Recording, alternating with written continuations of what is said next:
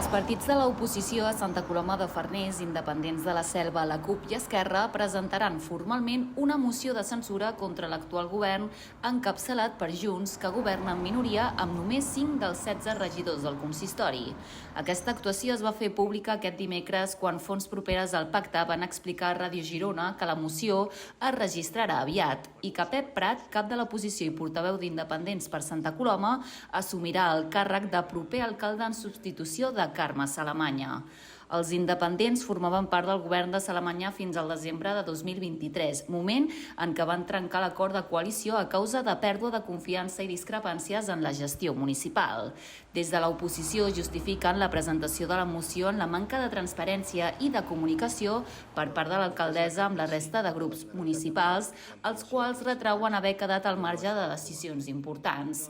Per la seva banda, l'actual govern de Junts, a través de les xarxes socials, han expressat que la seva línia de treball sempre ha estat i serà tenir un compromís amb la gestió responsable i transparent per la població. També dins la publicació assenyala la manca de col·laboració de l'oposició per resoldre els problemes econòmics del municipi. Segons l'equip de govern, a inicis de mandat van rebre una sentència judicial que va impactar greument a les finances locals amb una obligació de 3,7 milions d'euros per uns terrenys dels Sayoners. Afegeixen que van explorar possibles solucions, però que l'oposició va presentar un recurs que, segons Junts, va agreujar la situació duplicant el deute fins a gairebé 6 milions. També indiquen que en la votació per aquest tema la coalició de Junts i PSC va obtenir 6 vots a favor, mentre que Esquerra i la CUP van votar en contra i Independents es va abstenir.